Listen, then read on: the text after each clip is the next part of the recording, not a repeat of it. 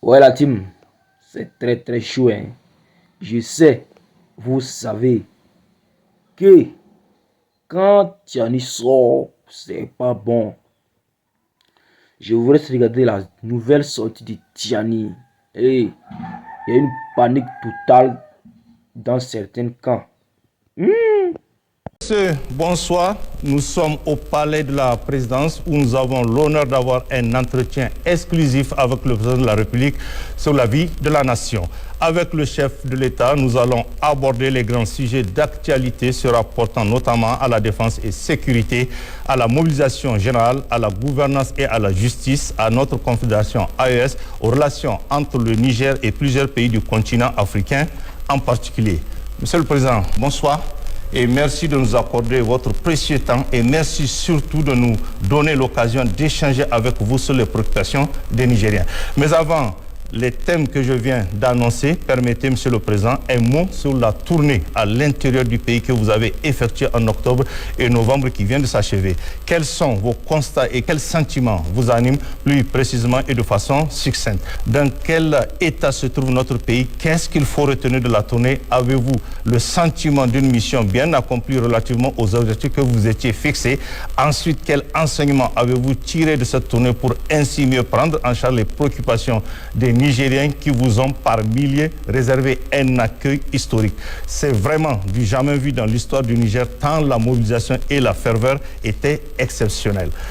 Monsieur le Président, pour revenir à nos sujets annoncés, commençons par la préoccupation première des Nigériens, à savoir la défense et sécurité. Question, Monsieur le Président, nous avons incontestablement vécu une certaine accalmie avant les événements survenus à l'aéroport de Niamey dans la nuit du 28 au 29 janvier 2026. S'agit-il d'un acte isolé ou bien un acte annonciateur d'une certaine résurgence du terrorisme qui va cibler nos principaux sites stratégiques, y compris Niamey?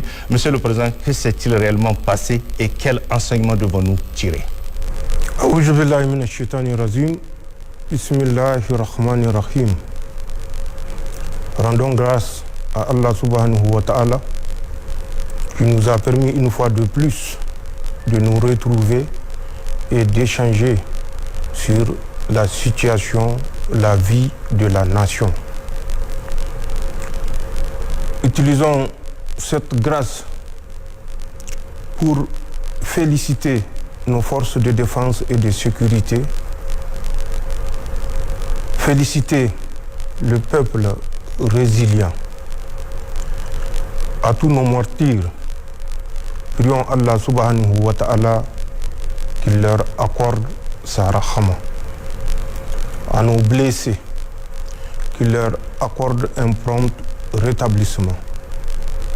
À nous, qu'il a béni, qu'il nous donne la force et le courage de continuer le combat. Un combat dont nous sommes sûrs, une seule issue s'offre à nous, c'est la victoire, Inch'Allah. Pour revenir à la tournée dont vous avez fait mention, effectivement, du 4 octobre 2025, nous avons initié une tournée en deux phases à l'intérieur de notre pays. Cette tournée a pour objectif essentiel de voir le degré d'adhésion et de prise de conscience de l'ensemble des Nigériens par rapport aux défis qui nous sont opposés. Cette tournée a commencé par la région de Tillabéri, si vous vous rappelez bien, où nous étions du 4 au 5, le 4 à Tillabéri ville même, ensuite le 5 à Terra. C'est une tournée qui nous a permis, dans cette première phase, de prendre, comme je l'ai dit, contact avec les Nigériens, de confirmer leurs préoccupations, puisque nous savons déjà quelles sont les principales préoccupations de l'ensemble des Nigériens, de voir physiquement et de visu quels sont les problèmes qui s'opposent à l'ensemble du peuple nigérien, particulièrement la région de Tillabéri qui était la première phase. Nous avons conduit des rapports avec les forces de défense et de sécurité pour leur porter un message de félicitations, mais également un message de sensibilisation, car nous savons ceux à qui nous avons affaire et nous sommes conscients de la capacité de ceux qui sont en face de nous d'utiliser tous les moyens, même abjects, pour nous soumettre. Donc, il fallait que les forces de défense et de sécurité soient sensibilisées pour faire face à tout type de menaces, autres que les menaces auxquelles elles sont habituées, c'est-à-dire la confrontation avec les mercenaires. Nous avons également conduit un entretien à la tribune de Tillabéri, entretien au cours duquel nous avons décliné les 4 axes de notre vision pour notre pays et nous avons également, à travers des audiences, collecté, recensé les préoccupations de la population de Tillabéri. Nous avions fait une feuille de route que nous avons confortée avant de continuer sur Terra le lendemain 5 octobre. Arrivé à Terra, c'est un parcours en temps normal de 2 heures. Nous avions mis toute une journée. Toute une journée, non seulement par rapport à l'accueil à Terra comme à Tillabéri qui nous a été réservé et pour lequel nous étions par devoir moral de marcher pour saluer la population qui était sortie massivement pour nous accueillir. Mais également lié à l'état de la route Farié-Terra. Je ne dirais pas la route, peut-être la piste Farié-Terra. À Terra également, nous avons tenu un rapport pour nous adresser aux forces de défense et de sécurité, les féliciter pour les sacrifices consentis, les féliciter pour le dévouement avec lequel ils servent leur patrie et les féliciter et les encourager également avec une prière particulière à nos martyrs et à toute leur famille, la grande famille nigérienne. Nous avions effectivement conduit un autre meeting à Terra. Nous avons recensé des préoccupations auxquelles nous avons tenu à apporter des réponses immédiates. Ce qui se passe est actuellement visible sur le terrain. Je n'ai pas besoin de revenir là-dessus. Après Terra, nous étions rentrés à Niamey vers 22 h pour nous préparer pour la deuxième phase de la tournée dans l'ensemble de nos 8 régions.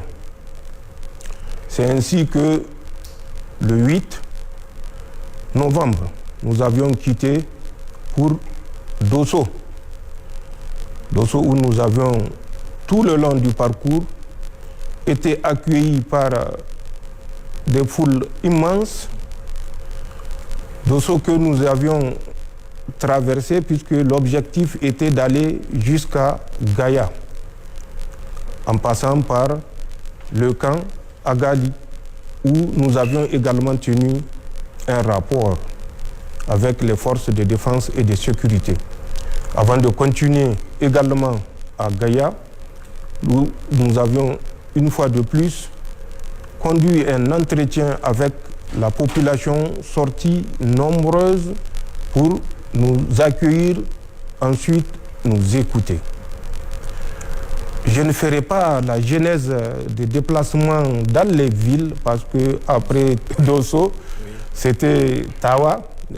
Vous avez vu effectivement ce que vous avez vu sur l'itinéraire entre Dosso et Tawa, le meeting à Tawa, les entretiens avec les populations, les forces de défense et de sécurité, de nuit, avant de continuer sur Agadez, là également, et toujours par voie routière, il faut le préciser, et c'est ce qui fait la différence. Sur Agadez, de Agadez, nous étions partis à Arlit à Samaka, retour sur Arlit, nuit sur place, pour continuer le lendemain 670 km environ sur Zender. Nous avions atteint Zender vers 1h30 du matin. Tawa, c'était vers minuit. 1h30 du matin, nous avions trouvé, et sur notre itinéraire de Arlit, Agadez, Aderbisenet, Tanout, Zender, 1h30, des foules immenses, des populations mobilisées à minuit, 1h30 du matin. Nous avions également conduit le rapport avec les forces de défense et de sécurité de la zone numéro 3 de Zender, suivi de l'entretien avec la population au stade de Zender, là on dit. Après, nous avions continué sur Maradi. Maradi également, où l'accueil sur tout notre passage était un accueil de grands jours. Jusqu'à Maradi ville, où nous étions arrivés vers 22h. Une foule immense. Le jour de notre arrivée et le lendemain, où nous avions également tenu un rapport avec les forces de défense et de sécurité au PC de la zone 6 de Maradi, suivi de la visite de Giratawa, un site d'aménagement hydro-agricole, comme vous le savez, l'importance que nous accordons à l'autosuffisance alimentaire. De Giratawa, nous étions revenus à l'arène de Maradi, qui était pleine, où nous avions retrouvé peut-être le nombre de 10 000 ou moins, mais si nous avions trouvé ce nombre dans l'arène, ce qui était à l'extérieur était le triple, ce qui dénote également de la mobilisation que nous avons observée. Après Maradi, nous étions repartis sur Zender pour continuer à Difa. Là également, sur tout l'itinéraire, Maradi, Zender, Gouré, en passant par Goudoumaria où nous avions passé la nuit, Goudoumaria, Maïné, Difa, c'était la même mobilisation que nous avons observée. Le peuple nigérien est sorti et il nous a transmis un message. Le peuple nigérien est debout. Le peuple nigérien est plus que jamais déterminé à poursuivre le combat de la dignité, le combat de la souveraineté. Plus que nous avons vu un peuple prêt au combat, un peuple résilient et pour lequel la résilience dont il a fait preuve jusqu'alors n'est que le symptôme de ce qu'il est capable d'accomplir.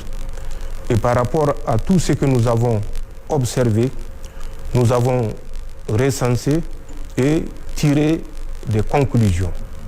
Ces conclusions sont celles que je venais de dire, un peuple résilient, déterminé, digne, debout et prêt pour la lutte. Seule la lutte libère. Le peuple nigérien l'a compris et il sait que seule la lutte libère.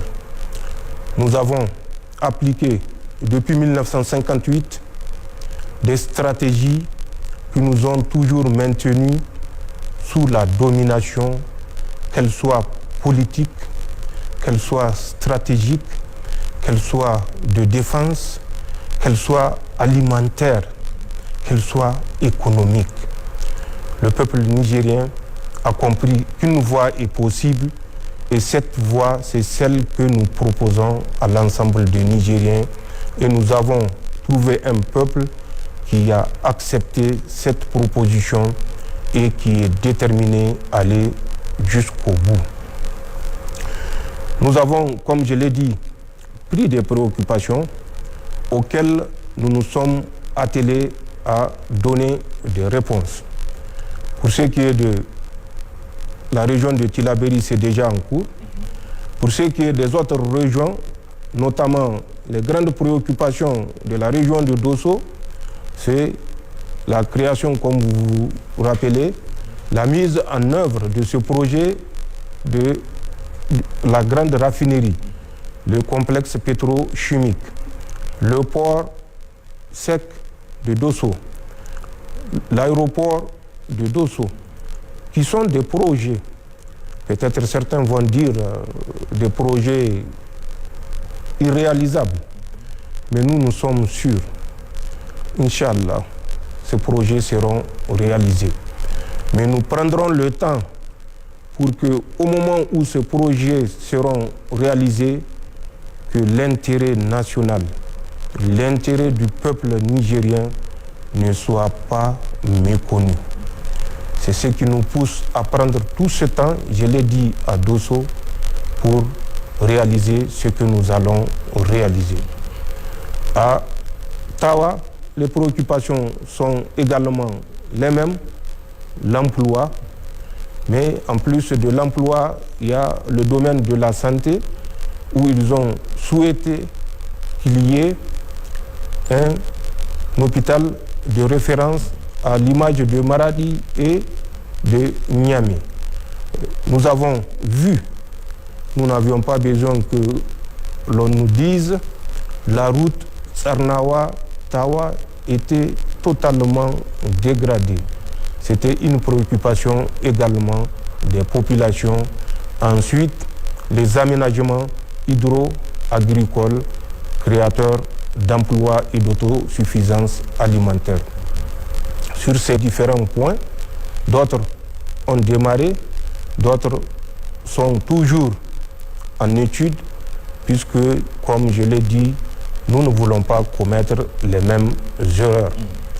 C'est les mêmes préoccupations que nous avions trouvées à Agadez, avec toujours l'emploi, la sécurité, qui est valable pour toutes les autres régions, même si je n'en ai pas parlé, et également l'emploi des jeunes, des infrastructures, puisque nous avions vu la route Tabalak, Maïroua, à Balak, 85 km, mais c'est toute une demi-journée.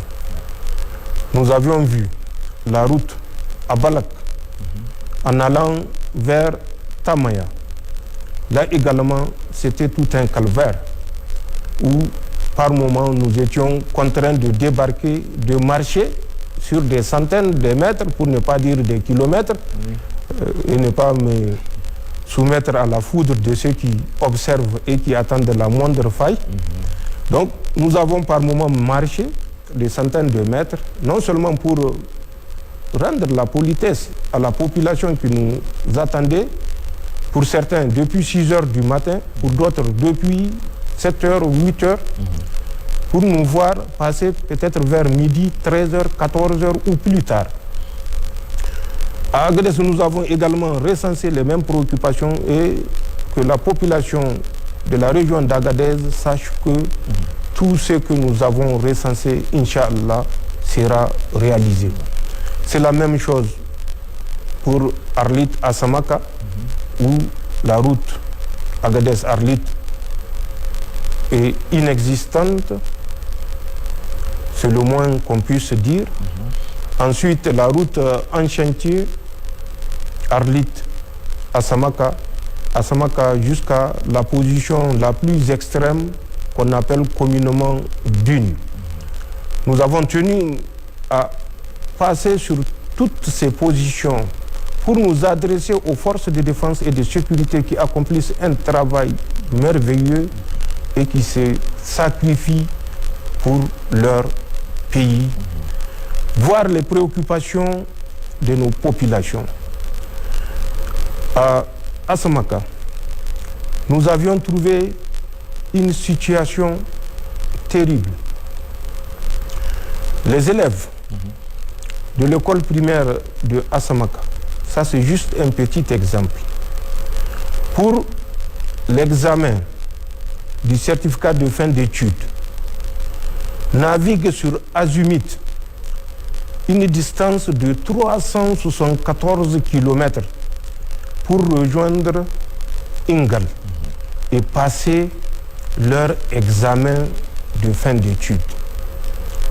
Le diplôme obtenu, ils arrêtent leur scolarité parce qu'il n'y avait pas de collège à Asamaka. Ils n'avaient pas de tuteur à Ingal. Alors que Arlit, qui se trouve à moins de 200 km, ou 120 km de route goudronnée, pouvait permettre à ces jeunes Nigériens d'aller passer leur examen en toute sécurité, sans risque de se perdre dans le désert. Pire, nous avions trouvé 6 classes inoccupées qui pouvaient servir de collège aux élèves qui auront réussi à leur certificat d'études primaires. Étant avec la ministre de l'Éducation, nous lui avons fait part de cette préoccupation. Avant que nous ne rentrions à Zander, l'arrêté a été pris, le CEG a été créé, le directeur et tout l'encadrement désigné pour vous dire des aberrations qu'on ne peut imaginer que sur place. Ces mêmes types de préoccupations qui pouvaient avoir la solution immédiate ont été recensés dans toutes les autres régions que nous avions visitées. Pour celles auxquelles nous pouvions apporter des réponses immédiates comme le CEG de Asamaka, des réponses immédiates ont été apportées. Pour ces préoccupations qui méritent d'analyse profonde, d'analyse dont la décision qui sera prise ne laisse place à aucun travers. Ces analyses-là sont posées et ces décisions seront prises, comme je l'ai dit, dans l'intérêt général du peuple nigérien. Nous sommes réconfortés de ce que nous avons vu. Nous sortons réconfortés de cette tournée.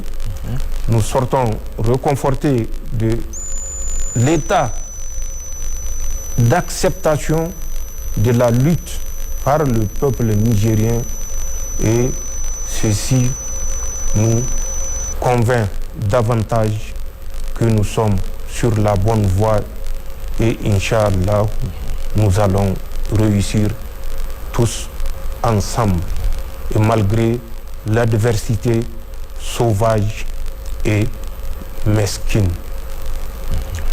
Voilà ce que je retire de cette grande tournée.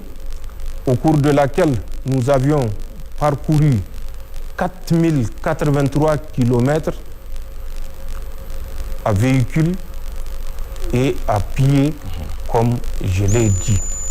Et nous tirons une conclusion également. Le chant des oiseaux de mauvaise augure qui répandent sur toutes les ondes que le Niger est un pays rouge, le Niger est un pays à feu et à sang. Nous avions parcouru 4083 km de l'est à l'ouest de notre pays, du sud au nord de notre pays, sans que le moindre incident ne soit enregistré. Ceci est la preuve que le peuple est debout et que les forces de défense et de sécurité sont prêtes. Elles l'étaient déjà parce qu'elles avaient pris conscience que la lutte incombe à elles et non à quelques forces étrangères. Voilà les conclusions que nous tirons de cette tournée. Pour faire la transition vers votre question relativement à la situation sécuritaire, oui, je crois que ce que j'ai dit vous donne une idée. Nous ne sommes pas naïfs. Nous savons que l'adversité sauvage est en face de nous. L'attaque de l'aéroport international Diori Hamani et de la base aérienne 101 n'est pas en dehors d'un processus que les forces néocoloniales, particulièrement les forces françaises, à travers tous leurs démembrements, les forces spéciales, les services et les forces de façon générale, sous la direction d'Emmanuel Macron, a envers notre pays. Ce n'est un secret pour personne. Notre arrivée a créé une situation d'inimité ouverte entre Macron et nous. Et malheureusement, il a pu entraîner dans cette haine viscérale certains pays européens pour lesquels nous sommes amenés à nous poser des questions. Sont-ils aveugles? Sont-ils sourds? N'ont-ils pas observé ce que la France a fait depuis 1850 pour certains, 1880, 98, jusqu'à date pour d'autres sur nos territoires. L'attaque de l'aéroport est inscrite dans un agenda de déstabilisation maladive. Macron a pris un engagement avant son départ qu'il fera tout pour renverser le régime nigérien qui a osé choisir la voie de l'indépendance, la voie de la souveraineté, la voie de la bonne gouvernance, la voie de l'autosuffisance à travers un développement des bases de production pour une souveraineté économique. La voie courageuse des réformes sociales que nous avions initiées. Il ne fallait pas que nous réussissions et c'est le combat auquel Emmanuel Macron et ses sbires nous livrent. Malheureusement, avec l'accompagnement de certains chefs d'État de notre sous-région et d'ailleurs. L'attaque de l'aéroport nous avons suivi les préparatifs depuis avril 2025. Du 26 au 28 avril, nous avions suivi, et j'ai eu à le dire, mais malheureusement, certains Nigériens ne retiennent pas ce que nous disons ici pour sonner l'alerte. Nous le faisons parce que nous savons que c'est ensemble que nous pouvons remporter ce combat. Du 26 au 28 avril, à travers les services français, les services, quand je dis les services, c'est la DGSE, c'est les forces spéciales, avaient inondé les mercenaires de la rive droite, donc du Gourma, dans la zone Liptako-Gourma, en armement, en moyens financiers et en tout type d'équipement militaire pour nous déstabiliser. Il n'y a pas que le Niger. Le Mali était dans le viseur. Le Burkina Faso était dans le viseur. Si vous avez suivi, c'est dans l'euphorie de la réception de ces moyens, armements, roulants, financiers et matériels de toute nature que la tentative d'incursion de Namaro avait eu lieu. Vous vous rappelez la correction que ces éléments-là ont reçue. Suite à cette correction que nous leur avons infligée, et surtout à l'initiative, parce que je l'ai dit, c'est l'euphorie de la réception de ce matériel mis en place par la France qui a poussé ces mercenaires-là à s'aventurer. Ils ont été recadrés. Certains ont été relevés de leur commandement parce qu'ils leur avaient donné des consignes fermes. Le signal, c'est aux Français de donner le signal de l'attaque. Donc nous suivons au jour le jour jusqu'au 15 juillet 2025 où 5 agents français s'étaient réunis à côté à Yablé. Yablé, c'est à une quarantaine, je crois, de kilomètres de Namaro. C'est un site aurifère. Renseignez-vous auprès des orpailleurs, vous saurez de quoi je parle. Donc, du 15 au 19, ils s'étaient réunis. Au cours de cette réunion, il était décidé d'attaquer l'aéroport international Diori Hamani. Ce n'était pas l'EIGS, ce n'était pas le JINIM. C'était un conglomérat de mercenaires que les Français ont financé et nous connaissons le montant du financement. Ce conglomérat, dont la réunion de cadrage avait eu lieu du 15 au 19 juillet 2025 à Yablé, avait reçu pour mission d'attaquer fin décembre 2025. Il faut suivre ce que font les services français pour comprendre leur psychologie, pour comprendre leur mentalité. Vous vous rappelez, à travers certains laquais, notamment le site Ingade, malheureusement un site que c'est justement des services français qui l'animent, mais qui communiquent les éléments à ce malfrat pour les porter à la connaissance des Nigériens et du monde entier. Et ça, il faut que les Nigériens le sachent. Ils avaient, si vous vous rappelez, lui et un certain Barou Shekaro, mis sur leur site que le général Tchani s'est affolé et il a convoqué une réunion parce qu'il a appris que l'aéroport sera attaqué.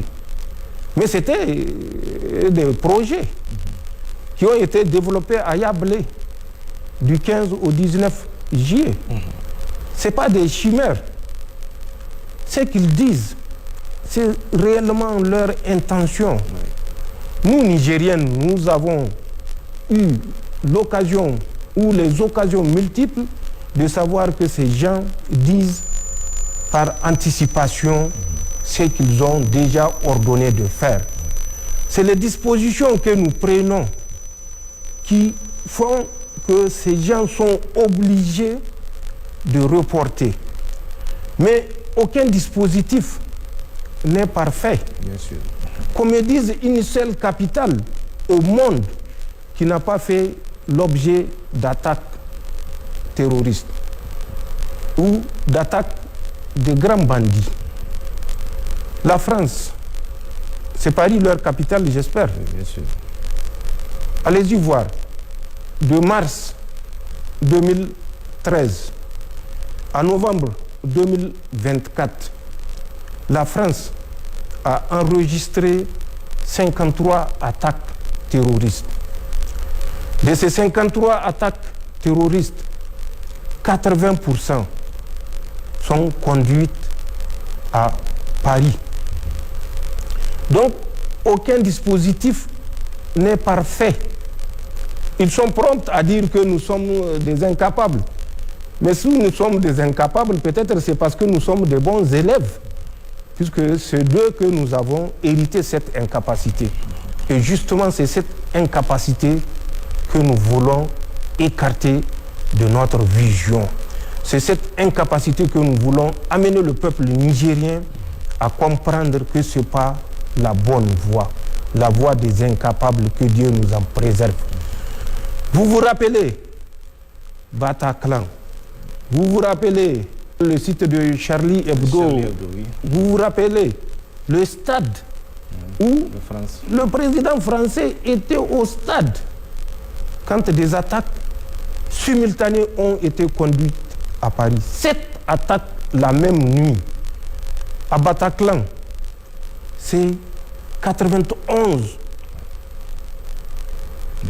victimes. 91 en moins de 30 minutes. Donc, ces gens qui crient à notre incapacité, peut-être que les héréditaires, et quand je dis héréditaire, pas nigérienne, elle est française. C'est pour vous dire, en parlant sérieusement, qu'aucun dispositif n'est hermétique. Aucun dispositif n'est infaillible. Nous apprenons, nous Nigériens, de nos failles et nous les corrigeons. Nous avions appris, et ça grâce à notre formation, à anticiper. Parce que dans chaque opération, nous avons appris à prévoir l'imprévu. Mais nous ne sommes pas naïfs et c'est pourquoi chaque fois que nous concevons une opération, il y a un taux d'attrition que nous calculons. Rien n'est facile, rien n'est parfait. L'attaque de l'aéroport international Diori Hamani, je l'ai dit le 29, a bénéficié de la collaboration des pays que j'ai cités et particulièrement des présidents de ces pays que j'ai cités. C'est une attaque qui a regroupé du moto des mercenaires de GSIM ou GENIM comme vous voulez, 10 motos plus un véhicule de l'EIGS et 20 motos du mouvement Boko Haram, son aile ISWAP, qui a élu domicile dans la zone de Sokoto Katsina, Kebi, Zamfara, et que nous avions en son temps alerté les autorités nigérianes. Ce sont ces groupes qui ont été recensés par les pays que j'avais cités, parce que si vous participez financièrement, pour nous, vous participez en connaissance. et vous ne pouvez pas vous offusquer quand on sort pour citer vos noms. L'attaque a coûté aux sponsors 300 millions, 200 millions pour les préparatifs, 100 millions pour revendiquer. Parce que si vous l'avez constaté, et c'est ce que j'ai dit, suivez toujours ces gens, vous comprendrez quand vous recevez une pierre, d'où vient la pierre. Pour revendiquer, aucun groupe n'était disposé à revendiquer. Contrairement aux habitudes, c'est près de 72 heures après que l'EIGS a revendiqué. Mais nous savons aller au-delà de lignes, parce que nous avons les moyens d'aller au-delà de lignes. Pour qu'il revendique, il a bénéficié de 100 millions cash de francs CFA. C'est en ce temps qu'il est parti revendiquer. Et même cette revendication au forceps a été motivée par mon intervention le 29 janvier 2026 à la base aérienne 101. Il fallait démentir une évidence et il fallait trouver le bouc émissaire au coût de centaines de millions, et ce bouc émissaire a été l'EIGS. Je maintiens, je persiste, et les Nigériens doivent s'en convaincre. Chaque fois que nous sortons pour dire quelque chose, nous ne le faisons pas sur un coup de tête. Nous ne le faisons pas par haine, même si la haine est la conséquence de notre sortie pour dire, pour dénoncer. Nous le disons parce que nous avons des éléments qui prouvent que ce que nous disons est vérifiable. Nous avons les écrits, nous avons les acteurs et nous avons les moyens mis à la disposition de ces mercenaires. Ils ne méritent pas une autre qualification que celle des mercenaires, et leurs sponsors ne méritent pas une autre qualification que des sponsors du terrorisme. Et c'est cette attaque qui a été conduite dans la nuit du 28 au 29 janvier 2026 à la base aérienne 101, ensuite à l'aéroport international Diori Hamani, où ils ont mitraillé également des avions qu'ils avaient trouvés sur le tarmac. Nous avions parlé de 3 avions. Je vis les gens se précipiter pour parler de la compagnie ivoirienne. En fait, le 3e avion est un avion tchadien qui avait évacué une compatriote décédée et ramené son corps. Malheureusement, c'est cet avion-là qui a été criblé de balles, comme les 2 avions de Askai. Il ne s'agissait même pas de l'avion de Air Côte d'Ivoire. Et nous n'avons jamais parlé de Air Côte d'Ivoire, qui a reçu tout un impact de balles perdues. Un impact de balles perdues.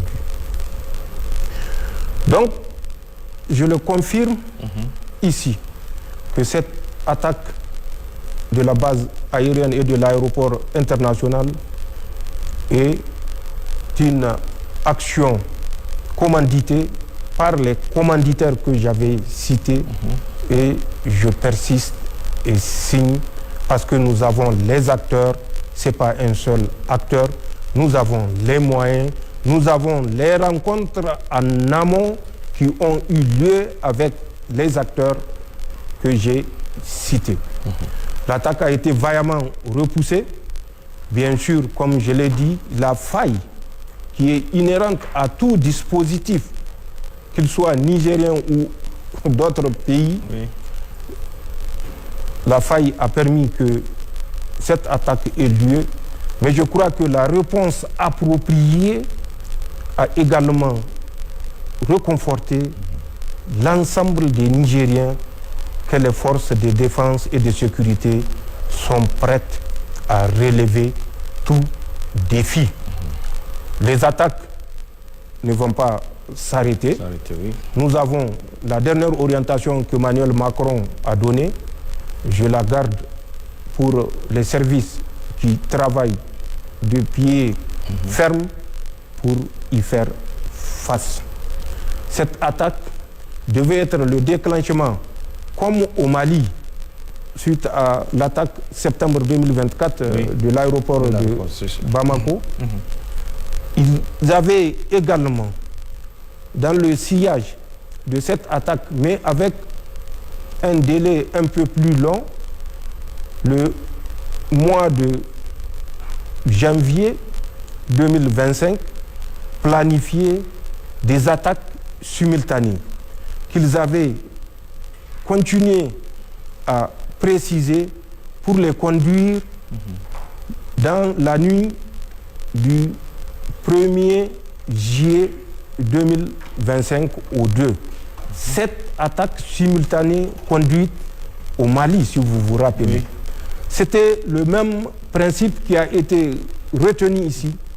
L'attaque de l'aéroport international Diori Hamani devait être suivie, si elle avait réussi, de cette autre attaque qui ont été planifiées toujours par les forces françaises et les services spéciaux français. Et quand je dis services spéciaux français, vous savez de qui je parle, c'est la DGSE et leurs agents qui sont à côté au Bénin et qui sont en Côte d'Ivoire également. Donc ils avaient prévu cette attaque simultanée. Ces attaques simultanées devaient concerner Tamou, Saï, Torodi, Tera, Bankilari, Walam, Bani Bangou et Ayerou. Ces attaques devaient être la suite de l'attaque de l'aéroport international Diori Hamani de Niamey. C'est le châtiment réservé aux mercenaires et la leçon donnée à leurs sponsors qui a fait interrompre cet élan, cet assaut qui était planifié. Vous avez suivi, 2 jours après, ils ont tenté une incursion à Maklondi. Oui. Là également, parce que l'objectif des mercenaires et de leurs sponsors, et particulièrement de leurs sponsors, était de détruire tout ce que nous avons comme capacité aérienne. C'était ça leur objectif. Et à partir de ça, ça allait être un boulevard parce que les forces de défense et de sécurité n'auront plus de moyens aériens pour soutenir par le feu, par le renseignement, les forces de défense et de sécurité qui sont déployées sur l'ensemble de notre territoire ou qui étaient en opération au moment de l'attaque. Donc, la planification des attaques successives à l'issue de l'attaque du 28 au 29 janvier 2026 était une planification des forces spéciales et des services français, mais nous savons avec, bien sûr, la bénédiction de leur mentor Emmanuel Macron et de ses laquais africains que j'ai cités, ouest-africains. Donc voilà ce qui s'est passé à l'attaque du 28 au 29 janvier 2026. Voilà sommairement le calendrier réservé au Niger. Et quand vous dites est-ce le prémisse à d'autres attaques, nous ne sommes jamais fait d'illusions parce que nous savons que c'est deux volontés qui se confrontent. Et nous sommes convaincus, Inch'Allah, la volonté du triomphe, la volonté de la victoire est du côté du Niger, du côté de la Confédération des États du Sahel. Nous ne pouvons, même démagogique, dire aux Nigériens qu'il n'y aura pas d'attaque. Je sais ce que je sais. Je sais les ordres qu'Emmanuel Macron a donnés. Je sais le déploiement qui a été fait. Je sais l'investissement fait. Et je sais la soumission, pour ne pas dire la servilité de certains laquais ouest-africains à aborder dans cette volonté de leur Seigneur. Parce que pour eux, Dieu n'existe pas. Allah subhanahu wa ta'ala est là et il est juge. Et nous sommes convaincus que nous ferons face de façon victorieuse avec la détermination qui nous caractérise à opposer une résistance à toute tentative et à anticiper également à travers les moyens qui sont les nôtres pour toute organisation dont l'objectif sera de troubler la quiétude des Nigériens. C'est ce que je peux dire de l'attaque, sommairement, que les Nigériens soient convaincus que c'est une attaque sponsorisée, c'est une attaque qui n'a pas atteint son objectif. Nous l'avons vu, pour la première fois, les terroristes sont sortis 72 heures pour faire une revendication. Les terroristes, mieux, ont pour la première fois conduit une manœuvre. C'est là où ça nous fait rire, avec un canevas.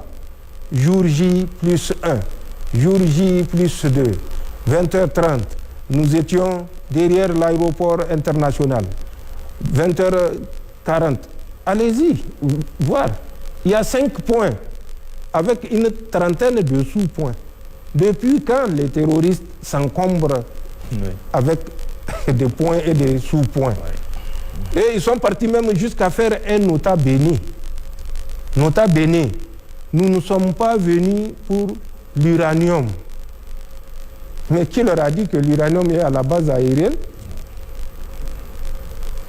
C'est pour vous dire que les Nigériens apprennent à lire entre les lignes et à comprendre. Mais nous avons certes les moyens de lire entre les lignes, mais en plus des moyens entre les lignes, nous avons également l'expérience, quand même, ça me fait 41 ans de service militaire au profit de mon pays. Même si c'est une leçon que je retiens chaque mois, multiplié 12 par 41, vous aurez le nombre de leçons et de leçons militaires que j'ai retenues pour vous dire que nous savons ce que nous faisons et nous ferons face, Inch'Allah, à toutes les velléités. Monsieur le Président, dans la même lancée et de façon plus générale, d'abord, quelle appréciation avez-vous de la situation sécuritaire du pays, aussi bien en termes de perception que d'effectivité? Ensuite, qu'en est-il à ce jour de la montée en puissance de nos FDS en termes d'effectifs, d'acquisition de matériel, de formation et de capacité autonome d'action sur le terrain? Enfin, quelles sont les perspectives à envisager, Monsieur le Président? Pour ce qui est de la situation sécuritaire dans notre pays, nous ne jugeons pas ou nous ne décidons pas par perception. Nous sommes pragmatiques. Nous nous basons sur des faits. Et les faits, je viens de vous les citer. La réponse réservée à la tentative d'incursion à la base aérienne 101 et à l'aéroport international Diori Hamani de Niamey est une preuve supplémentaire de l'état de professionnalisme de nos forces de défense et de sécurité, qui ont, en moins de 20 minutes, je le dis et je le répète, repris le contrôle et qui ont, en moins de 20 minutes, engagé les mercenaires et les détruire dans la profondeur. C'est ce qui s'est passé et c'est ce qui fait ce narratif de 1h30 de combat, 2h30 de combat. Bien sûr, c'est 1h30 de combat, mais 2h30 de combat. Mais dans quelle disposition? Ça également, il faut le dire parce que beaucoup le méconnaissent. Quand vous faites l'objet d'une attaque, il y a une réaction. Cette réaction est conduite par un élément destiné. Nous concevons, nous planifions et nous conduisons. C'est ça la différence. Les FDS n'agissent pas par à peu près. Tout est planifié. Quand je vous dis jusqu'au taux d'attrition, quand je parle de taux d'attrition, c'est les pertes en vie humaine quand on prépare une opération. Nous déterminons à travers des calculs bien précis le taux d'attrition en fonction de la menace, en fonction des moyens que la menace utilise, en fonction de la doctrine de la menace. Nous calculons les taux d'attrition. Donc, l'attaque est une preuve supplémentaire du degré de professionnalisme de nos forces de défense et de sécurité, du degré de formation de nos forces de défense et de sécurité, du degré de réactivité ou de réaction pour termes militaires de nos forces de défense et de sécurité, des moyens appropriés dont disposent nos forces de défense et de sécurité. Tout moyen et professionnalisme qui leur ont permis non seulement de reprendre le contrôle en rétablissant l'intégralité de la base 101 et de l'aéroport international de Diori Hamani de Niamey, mais de poursuivre l'ennemi en le détruisant dans la profondeur.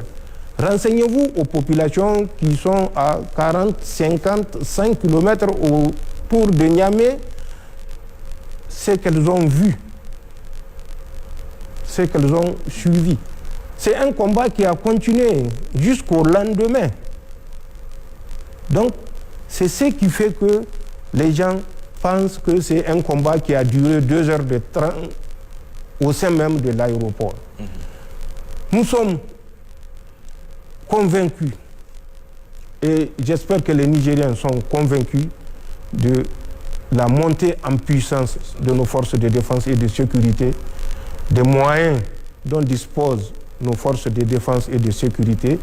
Et je l'ai dit, l'attaque devait donner suite à une série d'autres attaques, mais ceci n'a pas été exécuté pour ce que l'ennemi a constaté, pour ce que le sponsor ou les sponsors ont constaté.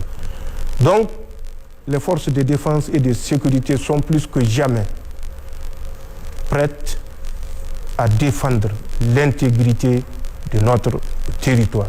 Surtout qu'elles sont convaincues, et nous l'avons remarqué, à travers la mobilisation de la population autour de Niamey et dans Niamey pour accompagner les forces de défense et de sécurité le jour J, pour parler le langage des sponsors des mercenaires, et les jours J plus 1 plus 2 jusqu'à aujourd'hui également, où nous continuons, en plus de ceux que nous avons neutralisés, à interpeller les collaborateurs, les complices, en plus de ceux qui ont été capturés sur le terrain des combats.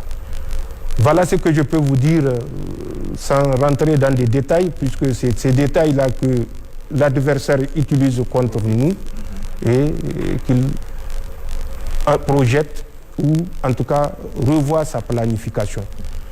Les forces de défense sont prêtes. La montée en puissance n'est pas une vue de l'esprit, n'est pas de la démagogie. Ceux qui s'y étaient frottés ont compris. Ce n'est pas qu'ils se sont fait piquer, ils se sont fait transpercer. Voilà ce que je peux vous dire par rapport à cette question. En décembre dernier, le président Assimi Goïta, alors président de la Confédération, avait dit que l'AES est prête pour une guerre de haute intensité. Pouvez-vous nous dire, Monsieur le Président, à quel niveau de préparation sommes-nous? Est-ce à dire que l'ordonnance portant mobilisation générale participe de cette idée? Et justement, quel est le contenu exact de cette ordonnance? Vous avez bien dit, le général d'armée Assimi Goïta a dit que nous sommes prêts. Notre montée en puissance, je l'ai dit, n'est pas une vue de l'esprit. Quand le président de la Confédération en exercice dit que nous sommes prêts, c'est que nous sommes prêts. Nous n'avons pas attendu le jour du 23 décembre 2025 pour dire que nous sommes prêts. Nous nous sommes préparés pour être prêts au moment où le président Assimi Goïta a fait cette déclaration. Et la stabilité que vous observez, malgré l'acharnement, c'est parce que vous ne savez pas ce que personnellement je sais, ce que le président Assimi Goïta sait, ce que le président Ibrahim Traoré sait de l'acharnement des sponsors de ces mercenaires, des desseins macabres de ces sponsors. Pour nous, le défi n'est pas les mercenaires. Le défi, c'est les sponsors de ces mercenaires-là. Et nous sommes conscients que les mercenaires bénéficient de soutien matériel, financier, en armement, en renseignement, de très grandes technologies de la part de ces sponsors-là. Je vous le détaillerai, Inch'Allah, dans les questions à venir. Donc, le président Assimi Goïta, quand il fait cette assertion, c'est pas que ce jour-là que nous allons nous préparer pour monter en puissance. C'est un constat qui a conduit à la présentation de la force unifiée, qui est l'expression justement de cette montée en puissance, dont l'effectif a été revu à 6 000 hommes au lieu de 5 000 initialement prévus. C'est conscient de la capacité de nuisance de ces sponsors-là que nous avons réaménagé notre dispositif sécuritaire commun et que nous avions réadapté également l'organisation de notre force unifiée pour qu'elle puisse faire face à toute menace au profit des peuples du Sahel. Donc, c'est un constat visible sur le terrain. Rappelez-vous de la vaine tentative de l'étouffement de Bamako. Souvenez-vous des chapelets d'action contre le Burkina. Souvenez-vous de l'attaque de l'aéroport international Diori Hamani de Niamey qui devait être suivie, comme je l'ai dit, à l'instar du 1er juillet 2025 au Mali, de 7 autres attaques sur notre territoire, dont l'objectif ultime de montrer que nous sommes des incapables et que les putschistes ne peuvent pas diriger ce pays. Les conclusions, nous les laissons à l'adversaire, mais notre montée en puissance n'est pas comparable à la force en attente de la CEDEAO que nous attendons depuis 1990 et 36 ans après, elle est toujours en attente. Et nous, en moins de 2 ans, nous avons accompli cette prouesse de mettre en place une force qui va certainement améliorer, combler les lacunes, réajuster, mais en fin de compte, qui va ramener la paix, nous sommes convaincus, Inch'Allah, sur l'ensemble de notre espace. Donc la montée en puissance n'est pas une vue de l'esprit, c'est une réalité dans le Sahel, particulièrement au sein de la Confédération. Sur l'ordonnance portant mobilisation générale. L'ordonnance portant mobilisation générale, je crois que j'ai répondu à ça. Nous sommes des professionnels. Nous savons les défis auxquels nous faisons face et nous savons l'ampleur des défis, puisque nous savons ce que nous savons et nous savons ce que beaucoup de Nigériens ne savent pas. Et c'est ça la différence. Donc nous savons l'ampleur des défis, la détermination des sponsors à nous mettre à genoux, quitte à nous éliminer physiquement. Et ça, je pèse mes mots. Donc, face à ça, nous savons que les jours à venir seront particulièrement difficiles. Non pas parce que nos forces de défense et de sécurité ne sont pas adaptées, ne sont pas puissantes, ne sont pas professionnelles, ne sont pas dotées. Non. C'est, tant que je dis, sera difficile parce que nous connaissons l'agenda de l'autre. La mobilisation générale s'inscrit dans ce sens. L'ordonnance du 26 décembre 2025, la 42, c'est une disposition légale qui est prévue par la loi numéro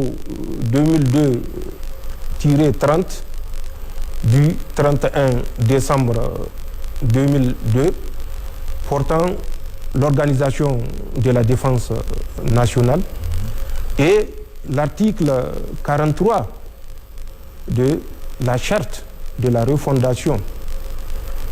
C'est de là que cette mobilisation nationale tire son naissance. La mobilisation générale est l'aptitude, pour faire court, du peuple nigérien. Je prends l'exemple du peuple nigérien, avec toutes ses composantes, les forces de défense et de sécurité, les institutions, le gouvernement.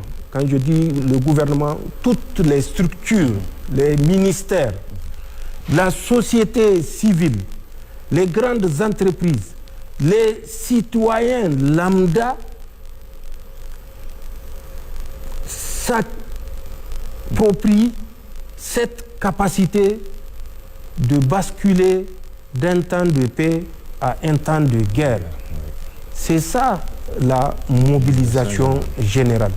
Cette capacité de basculer en structure organisée, chacun sachant ce qu'il doit faire en fonction de sa qualification, en fonction de ses compétences et en fonction de son aptitude à prendre une posture de guerre quand il est nécessaire et quand c'est décrété.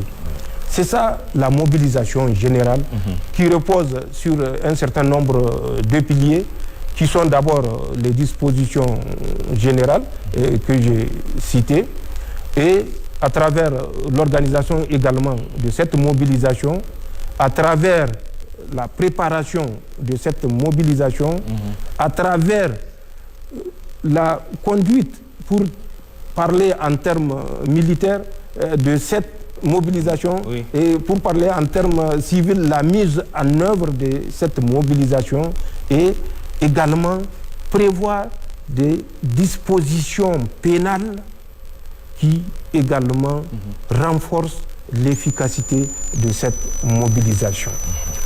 Nous sommes dans moins de 10 jours dans le carême. Oui, le mois de Ramadan. Vous attendez le premier jour pour commencer à assurer votre réserve de sucre. Vous attendez le premier jour pour assurer votre réserve, je ne sais pas, de mil pour faire la bouillie, le coco qui va bien. Vous attendez le premier jour pour faire tout le stock qui incombe à la ménagère. Dites-moi que non.